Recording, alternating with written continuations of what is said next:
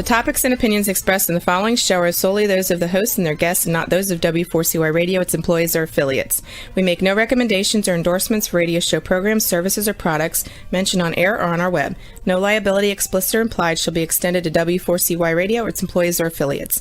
Any questions or comments should be directed to those show hosts. Thank you for choosing W4CY Radio.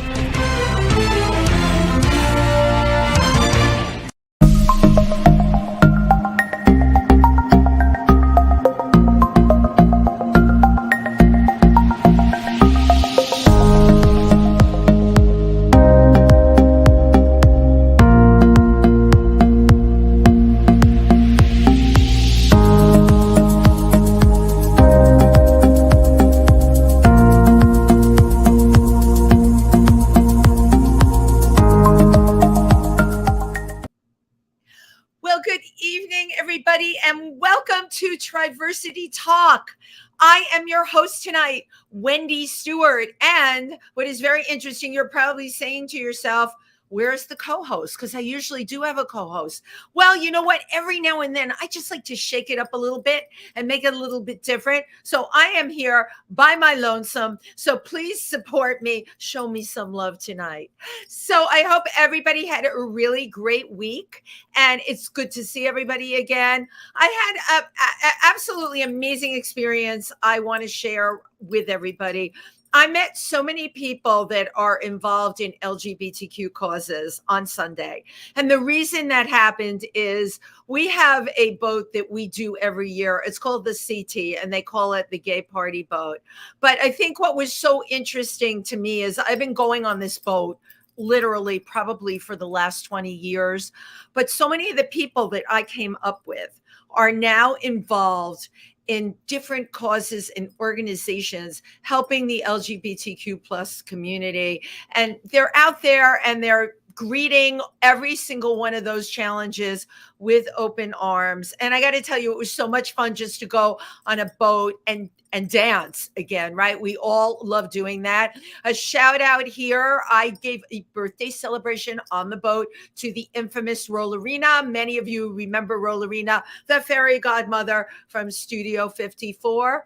Rollerina may not be rolling in the same way that she used to roll, but she sure can dance. And it was wonderful to honor her. She too has been a real activist in our community. And a shout out here to Apollonia Cruz as well, who runs Bronx Pride. She was on board. And last but not least, the one and only Felipe Rose from the Village People, which he has a new single out. It's called Dance Again. And of course, he ended up singing a bunch of different songs on the boat. So a good time was had by all.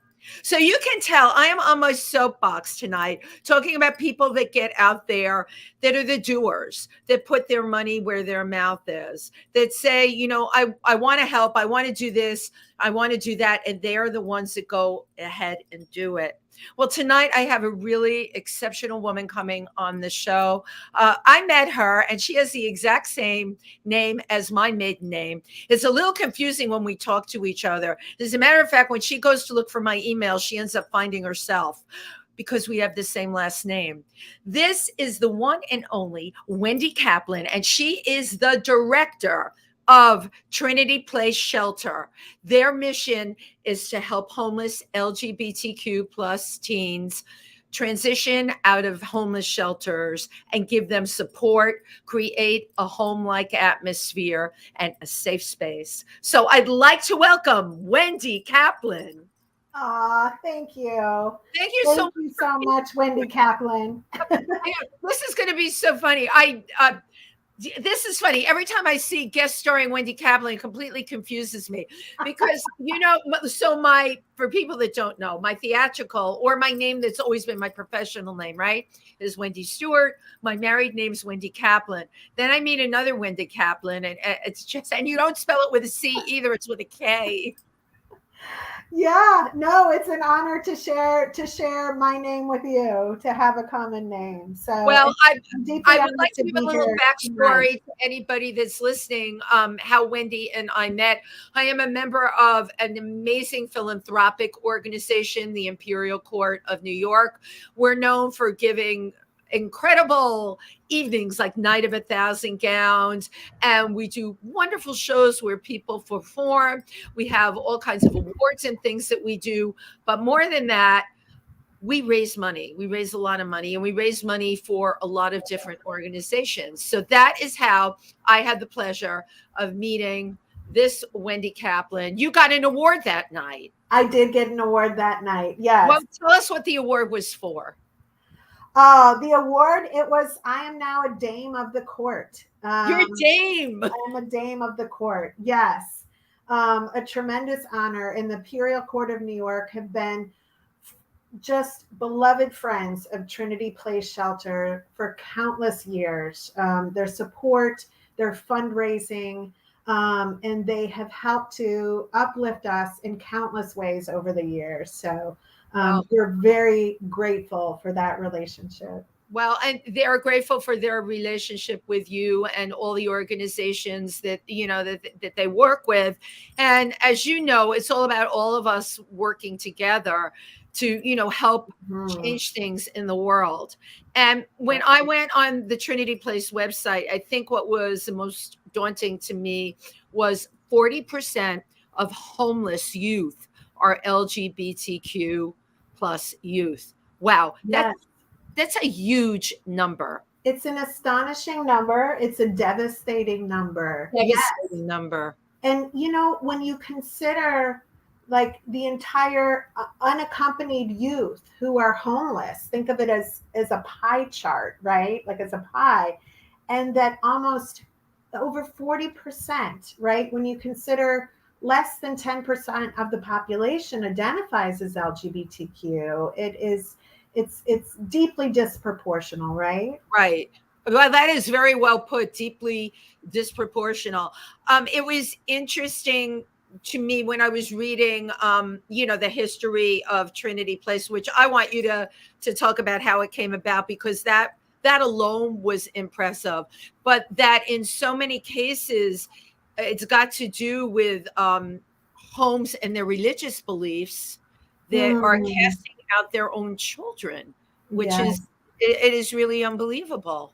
Sadly, we do see a lot of that here at Trinity Place. Folks coming from very religious households, very disapproving.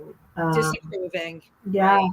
And rejecting their children because of this. So, yeah, the reason why that statistic is so devastatingly disproportionate is because LGBTQI plus youth are rejected from their families. So, oftentimes there may also be compounding issues of poverty and abuse or other things going on in the home. But it's rejection from their families of origin that really is the number one cause of that outstanding statistic. Yeah. It's unbelievable. And this is all across the country. Yes, it is. Yes, so it is. Your average group age is 18 to 24? 18 to 24, yes.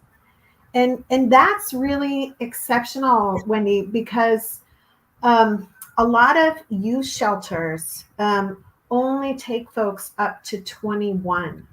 So a lot of people thus are asked to leave the shelter before they're 20, the day before they turn 21. Right? Okay.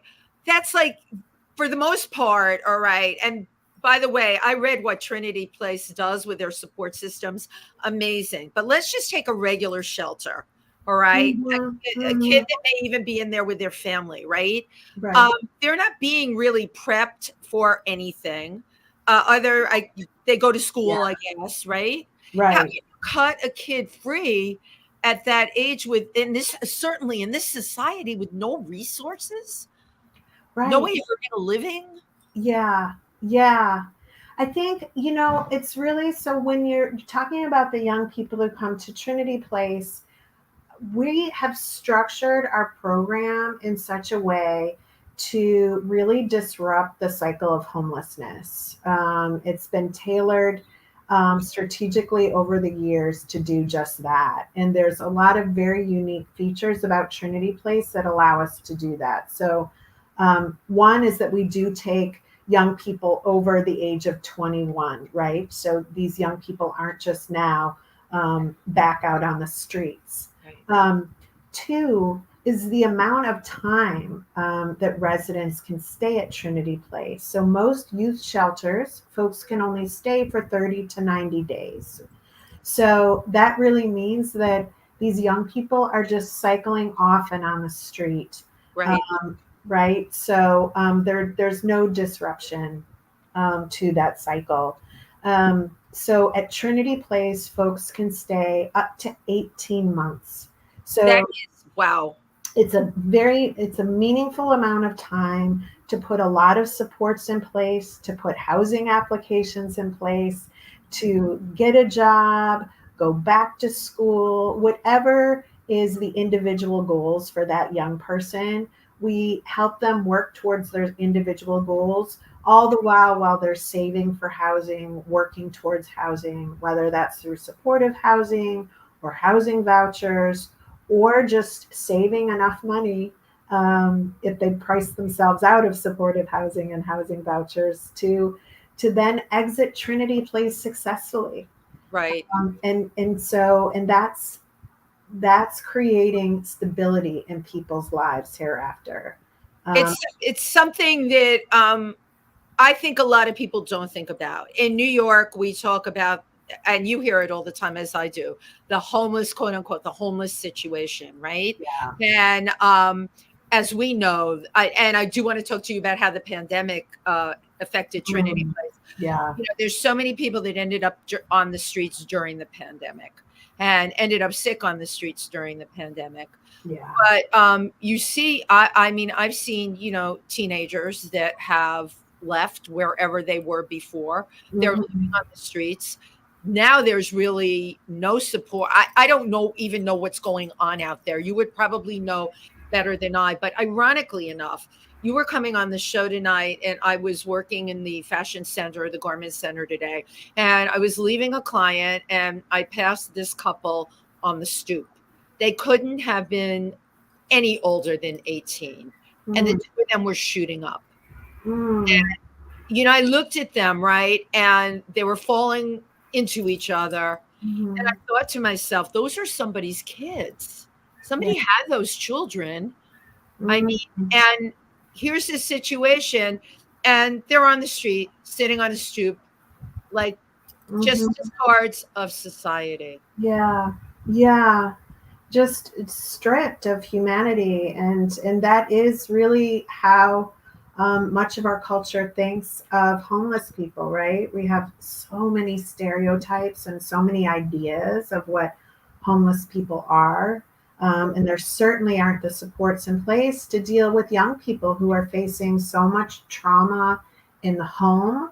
Yep. Or rejection from their families just for simply who they are.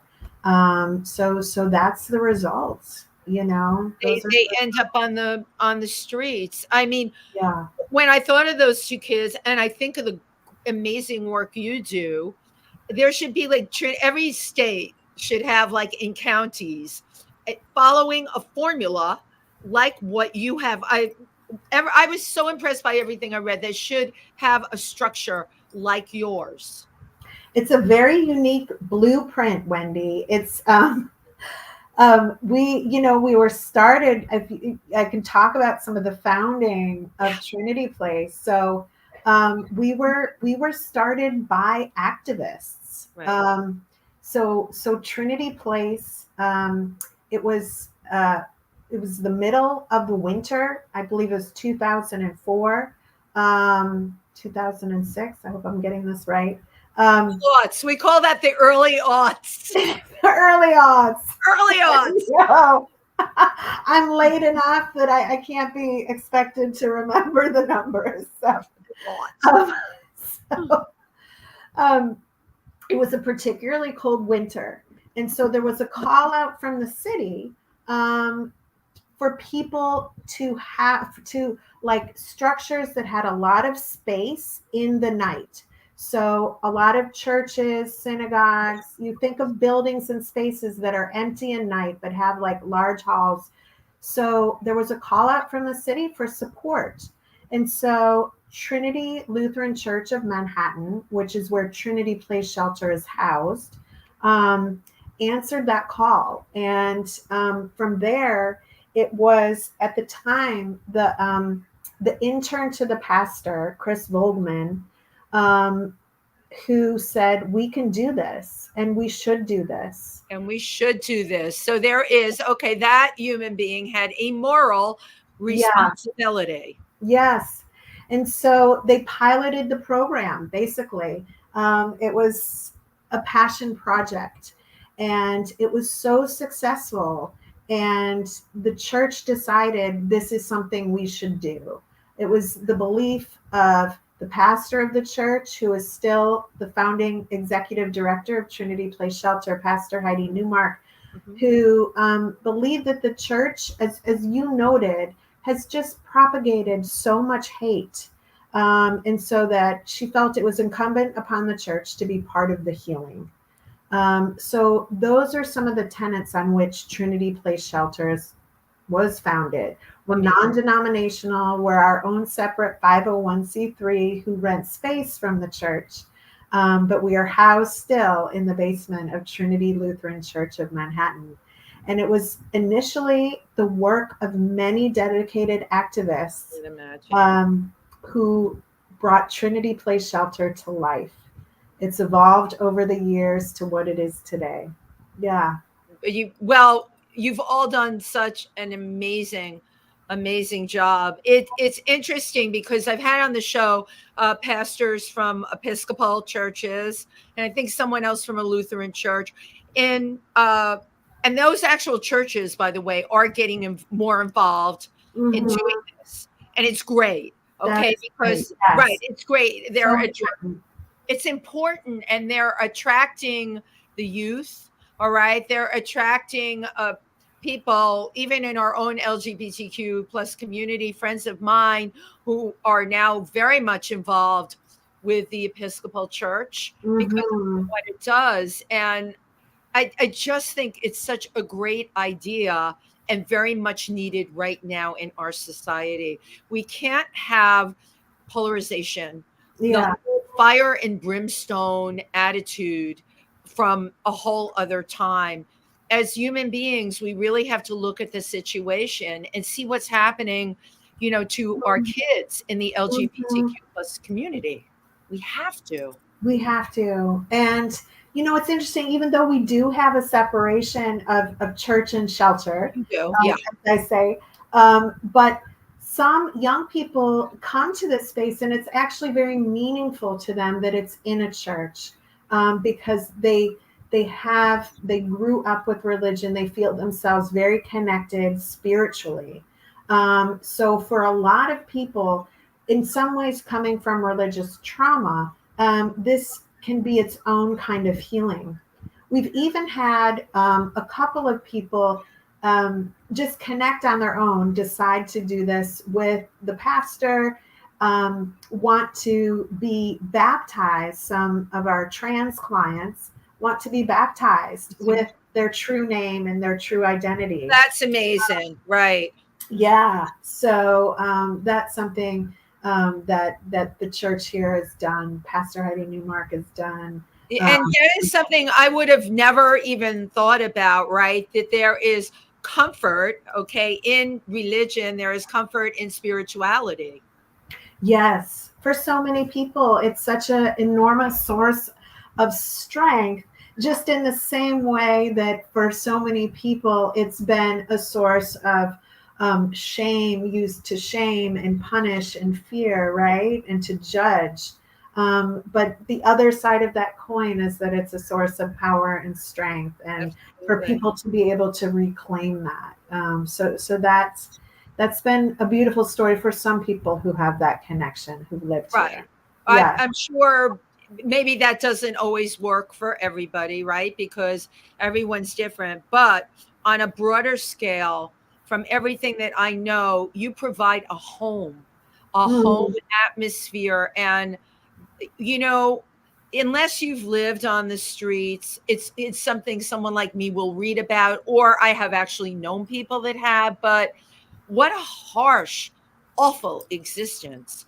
And then to have a place that they can call home for 18 months, that's a, a big chunk out of a young person's life to get their act together. Yeah. It's a short amount of time, and then relatively it's enough time to put all these supports in place, right. For most folks. And we work towards that.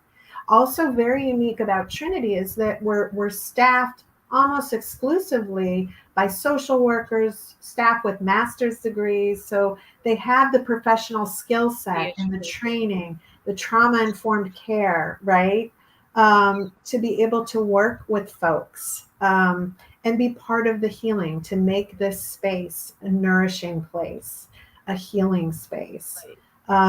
So that's part of the story too. And that is how we create community and family and sort of do a lot of reparenting in some ways, Well, I would think even more than some way, because I'm sure young people that come to you, a lot of them have quote unquote been through the ringer, literally, and they need what would be like you create a home-like atmosphere. There has to also be like a parent-like atmosphere, devoid of judgment. Yeah, we become parentified. Exactly. Right.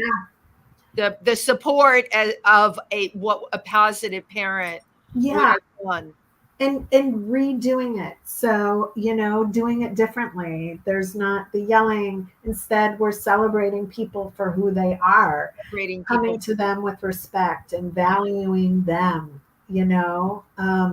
Yeah, it's a beautiful thing to start to undo that, and for people to get that from other adults, which they may not have experienced that before. So how do you find your clients? So folks are referred to Trinity Place through all the other partnering organizations in the city. So we work very closely with other youth serving organizations, other LGBTQ youth serving organizations. And so they refer to us. We actually don't take self-referrals. Sadly, I get so many calls and emails. You do? Wow. Yeah. From young people, honestly, across the country, saying I'm not safe here at home. I want to come to New York. Like, people are coming to New York like a queer mecca, right? Trying to find something like safer and kinder. And then they realize when they get here, actually, yeah, like this is a big city. Living in a regular general population shelter is very unsafe. Very unsafe. Really LGBTQ folks. Yeah. I can't tell you countless stories people have told me of being assaulted, sexually assaulted, bullied, etc. So it is so critical that we have these queer spaces and shelters for LGBTQI plus folks. Absolutely. Are you able, like, when you get a letter or a call from somebody, I mean, my gosh, what a position it puts you in, because I know you want to help, right? Yeah, right. Are you able to at least give them maybe referrals to? We do. You do. Yeah. That's wonderful. But the reality is, Wendy, is there just aren't enough beds for anyone. There aren't enough beds, and there certainly aren't enough safe beds, right?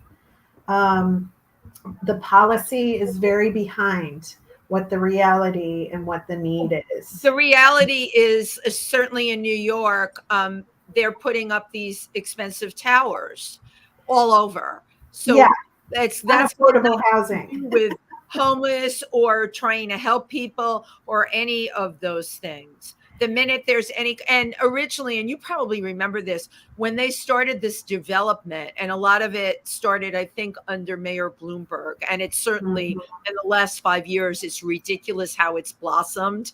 I mean, between buildings, there used to be these things, pocket parks. You remember those? Yes. Little neighborhood parks that people, now if they have that sliver and they can put in apartments that start at $3 million, that's exactly.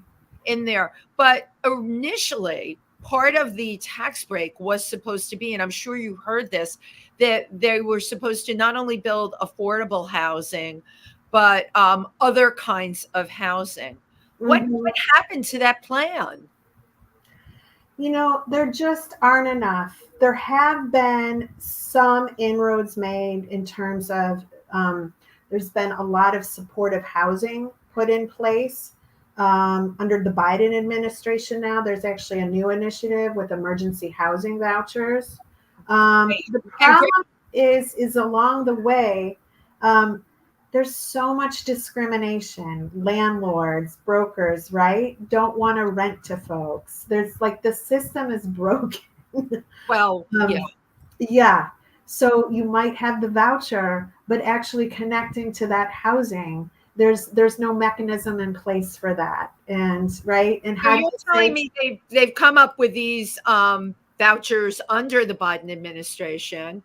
But it's like having a worthless coupon, an expired coupon, because it's going to expire, right? Unless you find housing, and you can't. And landlords don't want to rent you. When you give it to young people and just say, "Here, go for it," who has the wherewithal and knows how to navigate those systems? I mean, some of the most savvy adults, like it is the most overwhelming, complicated process, right? And so you're talking about young people, you're often talking about people of color, you're talking about, so it is just a very flawed system. So that's actually a newer initiative we started here is we just got a housing navigator to help folks who have vouchers to try and we're partnering with other organizations who help folks get the vouchers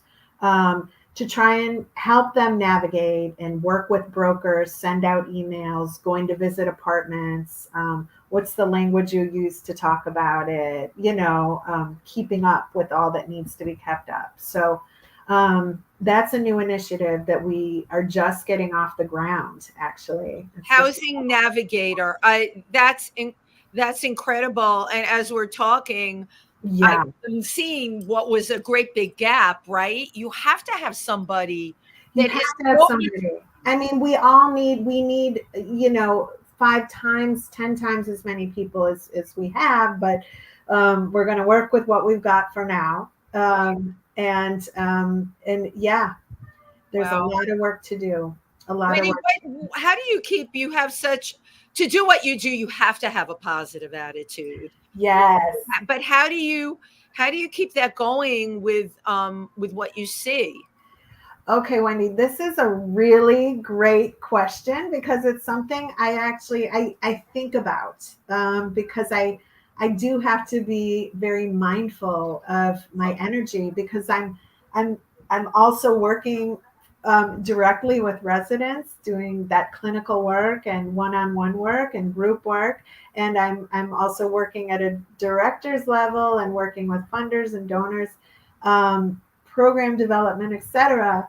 So I am so, because of that work, I am so beautifully positioned to get to bear witness to these beautiful spirits, these beautiful folks that live at Trinity Place Shelter that I get to know. It's a gift to get to know them, right? It's an honor. And I also get to bear witness and be the recipient of people's donors giving spirits, and I meet so many incredibly wonderful and generous people out there in our community who want to give and want to connect and want to partner with us and be part of this meaningful work, and it is that I am so truly filled by all these beautiful folks I get to meet. So that's sort of the quick answer. But that's not a quick answer. That is well thought out. And you know what? I figured that would be your answer because you actually emanate that fulfillment. Okay. The world has gone inside out and upside down. Yeah. Right. Yeah. But look at what you're doing. Okay. Look at how you are changing, affecting people's lives every day when you get up and you go and do what it is that you do. I mean, and no matter where you end up after this, you can actually look back and say, I remember that person. I remember a conversation I had with that person. I remember how I helped that person. But you know Yeah. what?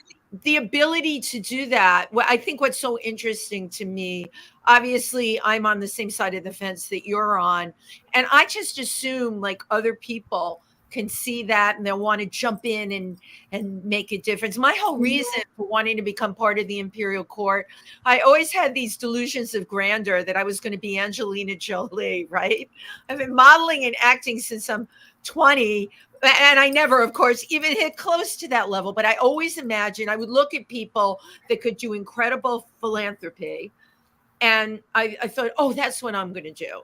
And that didn't happen the way I thought. However, by becoming part of the Imperial Court, performing with them, selling raffles or whatever, in my own little way, I can make a difference. I can meet people like you that no matter how superficial the people I've met, maybe in my work or whatever, were, I meet someone like you that is just so filled with meaning and is really making a difference. It's totally and completely uplifting. And you must feel that way all the time. I have the privilege of just working from this place of abundance. Like that's Right. how I feel. I feel like I really do. It's not only this sense of like meaningful work, but it's meaningful. Like I learn so much. I learn so much. In some ways, I get to like sit back and just be a connector. Right. Sit back and be a recipient of what people are offering and allow them a platform and a vehicle to use their gifts, Right. and that I would say is the same story for both the young people I work with, but also for the donors and funders and beautiful folks in the community who connect with Trinity Place are so gifted Yeah. and are so much fun. It's fantastic, and I get to meet such a variety of people. So for me, I learn and grow. I learn and grow every day, and I'm humbled by it. And And you are humbled by it. Yeah. yeah, I mean, I am. Yeah, and it takes all of us. So I think that's the important thing to remember too. It's really about bringing people together and building community and learning how to mine people's gifts and talents. But also the desire to want to do that. Mm, Okay. I remember when I was in college, friends of mine that wanted to go on for careers in social work. All right. And it was a different time, but I remember hearing, oh my God, you don't want to be a social worker. It's a headache. yeah, It's this, it's that. You yeah, have to have heard some of that. So what yeah. made you like pursue this when you were in college? What made you go for this degree? I got this degree a little later in life. I first started out in more public health Oh, work. okay. I thought I wanted to be a doctor. I was doing a lot of work in actually needle exchanges and methadone clinics and Harm working, reduction. yeah, harm reduction and substance use, working in a lot of like HIV prevention work, um, safer sex, etc. So, and I came to this, it's sort of like in some ways a life of service. Some of your talking to yous made me reflect a little. And I grew up going to synagogue and learning about the Nazis. I grew up in a Jewish home, learning about the Nazis. I also grew up in the 70s and 80s, when apartheid in South Africa existed, right? So I grew up with a very particular orientation to oppression, to injustice, that really has informed many of the choices I've made in my life. And so I believe for me, a life in service, trying to use my privilege and my gifts to do better. You could do better. To And do you better. could help people. So, yeah. And help So, suffering. Yeah. How So cool. my work started off in public health, and then I moved to social work. I was very lucky to be part of the genesis of what's now called the Staten Island Pride Center. Okay. And yeah, and lived in Brooklyn, worked on Staten Island. Keep it the boroughs. Let's just keep it real. I'm from the Bronx originally. Keep Fantastic. it real in the boroughs. We need all 5 represented, right? Absolutely. Yeah. And so, yeah, and that it was that work that led me to get a social work degree. I was running groups, running the youth programs there. I was just in love with it. And I thought, I need the degree. I've hit the ceiling here. So I need the degree so I can go further. Yeah. And that's when I went back to school. It is interesting to me that you're, I'm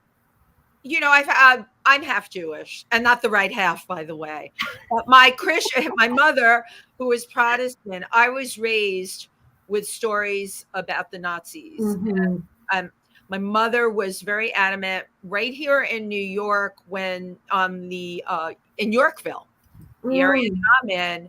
She remembers them yelling Heil Hitler in the street. I grew up with those stories with my mother, socks for the war. And one of the things my mom telling me, they could have stopped the extermination of the Jews if they had only blown up the tracks. Even to this day, think about that, right? And nobody blew up the tracks. I too am an activist, and that stayed in my head, that nobody blew up the tracks. So it is what we are exposed to in the families that we come from. Your awareness too of apartheid, I certainly remember it, but I did not experience that as deeply as my mother saying they should have blown up the tracks and they could have stopped. And some of us, it definitely affects a lot more than others. I went through the whole AIDS era, worked with the AIDS organization, taking care of the pets of anyone that had HIV or AIDS. It completely turned me into who I am now, because again, that was another example of why didn't they blow up the tracks? Why didn't they, stop AZT that killed so many people? Why didn't they make those cocktails, which I call the Dallas Buyer Club drugs, those were available only if you knew the people that were concocting them. And we did. And some of the clients were able to get those. And they're still here. So I think for us, it's that frustration of not being able to change something that is so intrinsically wrong that you feel so deep inside of you. So it's incredible now that you can go out there and, 18 months of somebody at Trinity Place that you're going to get to know, all right, and affect the rest of their life. That sure is powerful. Yeah, I'm very lucky and grateful to be able to be in this work, and to be connected to a space like Trinity Place that is so important. It is so important, impacting. You have kids that, they leave after 18 months, they go out there in the world, and then they come back and you get to see like all the great, that to me worth everything. I know. I feel very, very lucky. And for those whom I'm still connected with. Yes. Right. Do you find that a lot of them pay it forward? Oh yeah. Yeah. And that's an interesting question. And I know there's a lot of folks who still want to give back to Trinity, which is very moving and touching, what? It's Yeah. Yeah. I was just talking to a young person a couple days ago, and asking them if they would, help Trinity Place with some recruitment for, we're starting some, I call it expanded programming on Wednesdays. So we're going to be able to scale our reach and impact. So not this Wednesday programming will be open during the day, not just to Trinity Place residents, but to other young queer folks impacted by homelessness. So we'll have a work readiness group available to folks, wellness programming, where we'll work on developing just more coping skills for anxiety and depression, mindfulness techniques, body work, breath work. We'll have support groups, some art therapy, etc. So I am so excited for this. And I asked this young person, I was like, can you just help us do some outreach and recruitment? We're trying to find other young people and we'll pay you. And they're like, you don't need to pay me. I want more people to be connected to Trinity Place. And this is such as I was like, oh my God, so it's those moments where, yeah, it's very touching. So this is a great program too that you're doing. And it's really exciting. We're just in the nascent stages. We haven't launched yet, and we're in the recruitment phase. Yes. We've gotten a little waylaid along the way to starting, but I couldn't be more excited.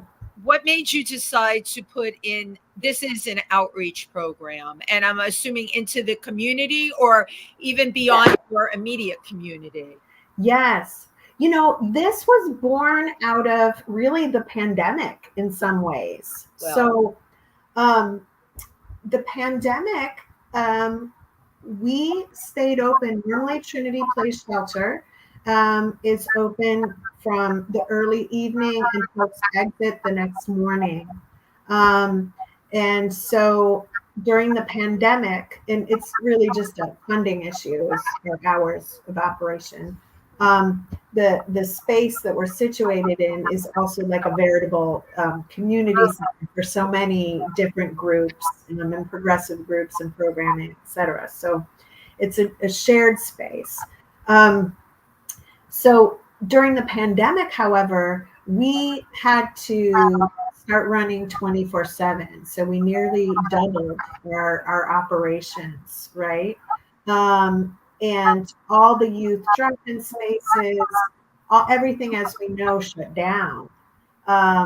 So we hired more staff. We were open 24/7, and we were providing so much more programming and case management than we had ever provided before.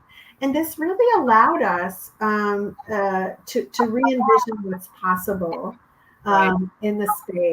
And we've always wanted to sort of scale our impact and reach. And it's just been a question of how exactly. We can't have more beds just because there's a legal limit to the space. But what we could do is start to do the state programming. So yeah. So we're very thankful. Right. That came out of the pandemic. My God. Yeah. Yeah. So we're very thankful to have gotten a little bit of funding from Trinity Wall Street to pilot this program. The Trinity, well, that's a historical church down there. Yes. How, my gosh, right? Talk about. I'm giving them props and uplifting because we're so thankful. Yeah.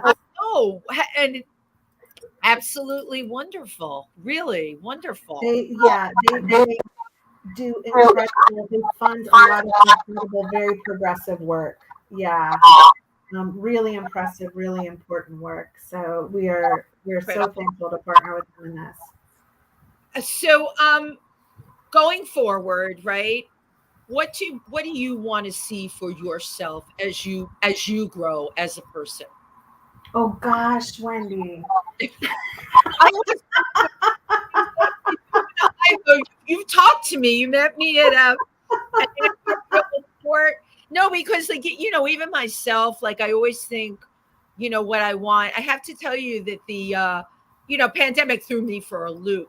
It's interesting because you sound like you were busier than ever. Busier than ever. There was no re- closet cleaning or bread making over here. There was no make bread. Oh, so you like to make bread? God bless you, girl. I love. No, I don't have time. I have no idea. She got no bread to be baking that bread, but for me, I just, because I'm such a self-starter, I had to completely invent. For you, it sounds like you had to go into overdrive. I did go into overdrive. So it's interesting. I feel like so many people really were able to sort of reimagine their lives, and now are in this space where they are doing the work. They quit their jobs and are doing something more meaningful to them. And the pandemic was so beautiful in that regard for so many people. For me, it was, I just because of where I work, I was on overdrive and wasn't able to have that sort of thoughtful place. But I am so grateful that we were able to stay open for the young people and provide this refuge, refuge in a Finding refuge when the amount of people that were on the streets. I mean, everything fell apart in New York. We watched it happen. We also watched all of our essential workers start to work 24 hours a day, 7 days a week. It was incredible, especially in healthcare, how they rose to the occasion. Oh my God. Yeah. But of course you had, the people that could left, I stayed just because I came up here in New York, and this is going to sound strange, but I felt like I would be a traitor. Yeah.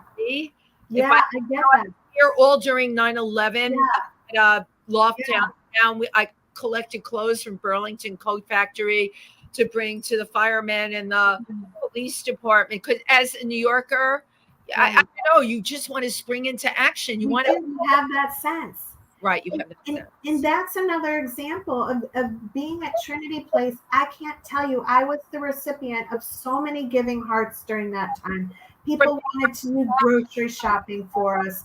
People brought us arts and crafts to do. People cooked for us. So many generous souls out there just connected and thought of us during this time of crisis, to be thinking of others. So it's very special. Thinking of others. So in terms of what people can do for Trinity Place, say on the volunteer level, as we get towards the end of our show, tell me what Trinity Place is looking for. Oh my goodness. Yeah, we're looking, you got it. We're looking for it. It's just, there's so many ways to hop in. And I will say, first and foremost, like any financial support, of course, couldn't be more meaningful. We are that small that every dollar means something and goes back into programming, impacts the young people who live here. Nothing gets lost in fancy mailings or multiple departments. We don't have departments. We have a handful of staff. So those donations are actually deeply meaningful and directly impact everybody here. And in terms of if folks want to get involved, people can make dinners and do dinner donations for us, which is wonderful and so well received. People can do donation drives or connect with their employers and figure out ways in which employees can support, whether it's by doing drives or I'm happy to hop on a call with anyone and start to brainstorm ways to get engaged. If folks want to come and volunteer, we always welcome many hands to help us with cleaning and donation organization.